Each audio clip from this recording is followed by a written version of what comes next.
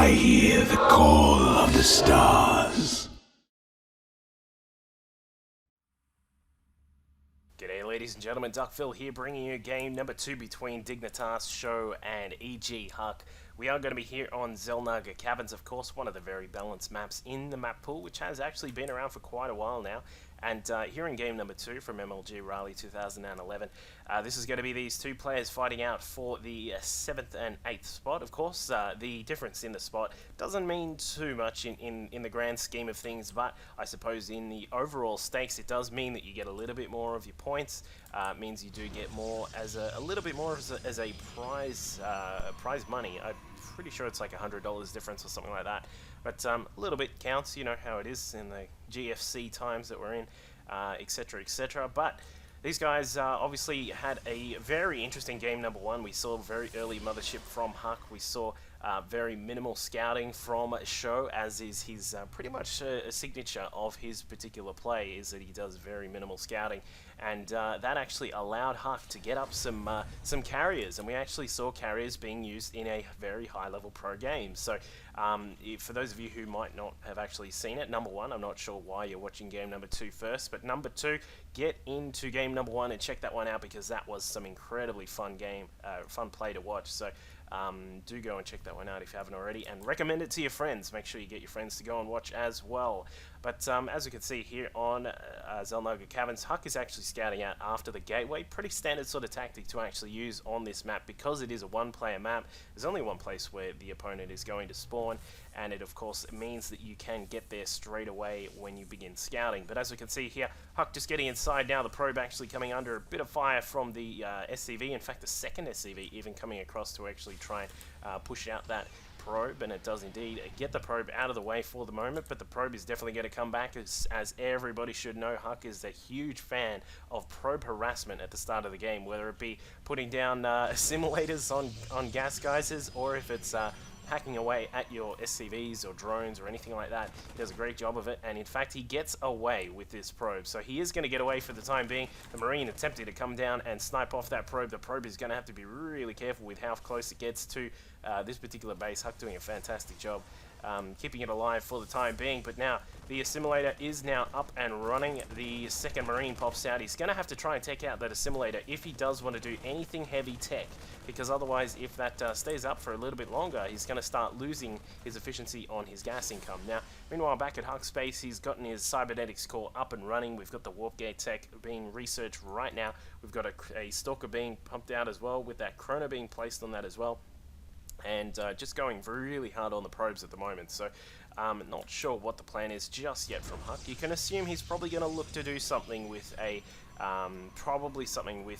pretty early expand. As mentioned in game number 1, he has been favouring that very quick expand style, which he's has done quite well with, to be honest. He's done a great job of actually pushing out quite early and then taking his expansion with a lot of sentries, especially against the Terrans, and then actually utilizing those to hold up against any early attacks. Now, he has actually he started putting down the chrono on the warp gate tech, so you can make sure he gets that out quickly. A robotics facility is going down, being very safe here. Got a sentry out after that stalker was done. The stalker did come up and is just sort of sitting up here at the moment. He's not going to get too much harassment damage done, because we did see 2 marauders out already, along with stim being researched at the moment. So Show is going to look to do a pretty quick expansion here. We've got the command center being built. That's over 3/4 done, so that'll be coming up quick smart. We've got a Nexus coming up straight away from Huk.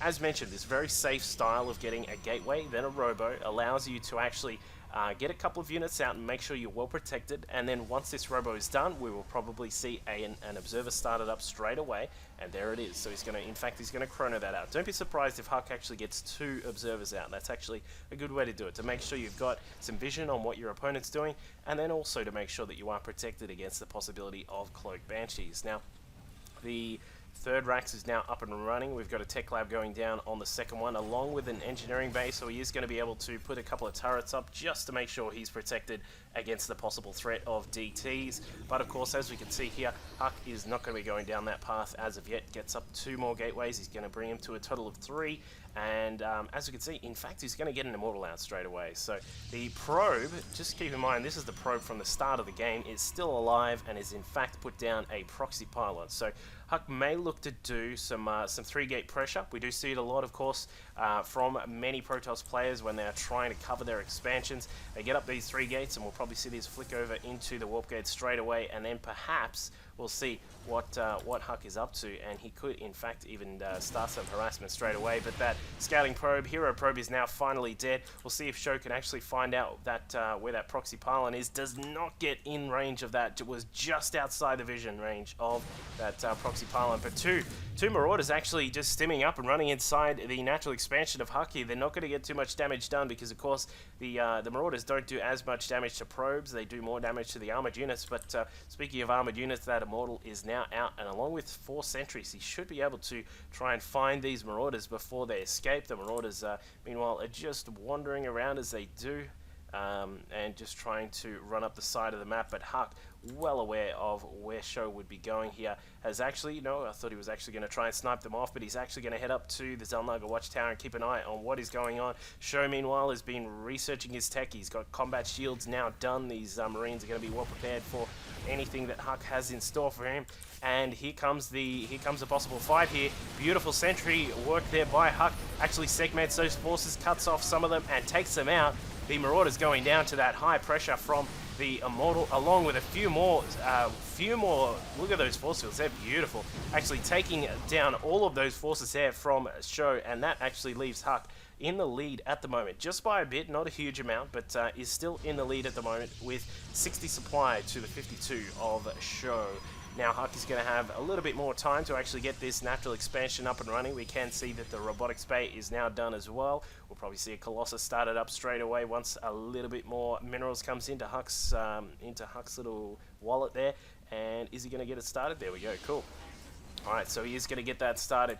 Meanwhile, back at Show's base, he's got this natural done. We've got 1 extra refinery coming up, but look at all these racks that are now ready to roll. We've got Marines, we've got a few more Marauders as well, just popping out as well. +1 to weapons is on the way for Show, and a starport is just coming up now as well. So with the reactor being built at the factory, we will probably see the factory switch over with this starport, and probably the initiation of the medevacs coming out. Sorry, my throat just decided to not work for a minute there, but it's all back up and running. Don't panic. But if Show ever scouts out what EGHuk is up to, he could actually be starting on the Viking tech as well. So we'll see if he does get it out. Let's see. It is 2 medevacs, so he is going to stick with the medevacs for the moment. The command center, the 3rd one, just starting up now as well. He's probably going to look to take the 3rd base down here, but I would not be surprised if perhaps he goes for the gold base as well. And in fact, here come that Marine Marauder ball, and they're going to try and take out the rocks here. And a couple of Marauders just stimming up to try and take care of those Stalkers at the watchtower. They're not going to be able to take out 4 of them, but they will be able to make sure that they are a little bit wary of what they're up to. Meanwhile, down here, EGHuk has actually put down a couple of extra gates. He's going to look to actually take the 3rd base over here at this side of the map as well. A little bit of a personal sort of preference, I would say, but for me, actually taking the gold is actually a better thing straight up.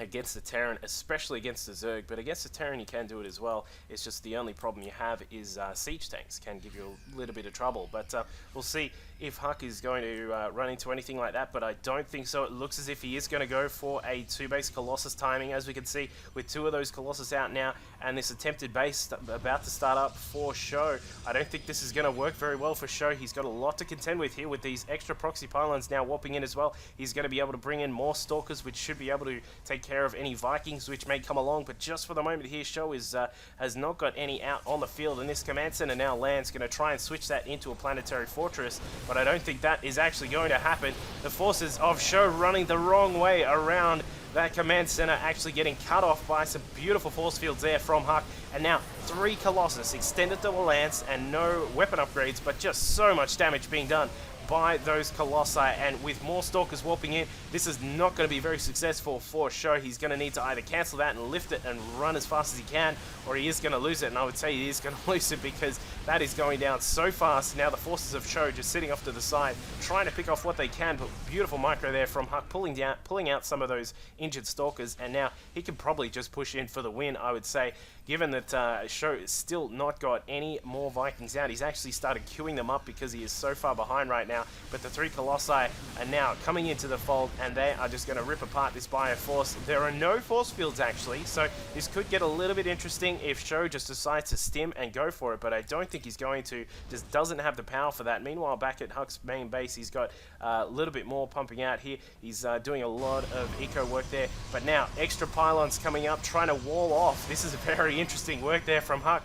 4 Colossi now in the mix. We've got a lot of Stalkers as well. The Stalkers don't have blink, so they won't be able to blink up on top of these units, but what they will be able to do is cover these Colossi from any Viking threat which may come along. And now, speaking of which, 4 Vikings now in the mix. The Colossi and micro back beautifully by HUK, warping in some Zealots here as well. This is going to be the end of Show because there is just no way that he can survive this attack. The Colossus are just going to rip through every single unit that is left here, along with these 3 pylons to bring in reinforcements. This is just not enough for Show to survive this attack, and beautiful work there by HUK. Takes the game and takes 7th spot in the tournament, of course, so make sure you go and check out all of the other games that are listed here on the MLG website from the unaired games, and of course go and check out some of the games that were aired as well, and hopefully we'll get some more games up and running soon. Cheers.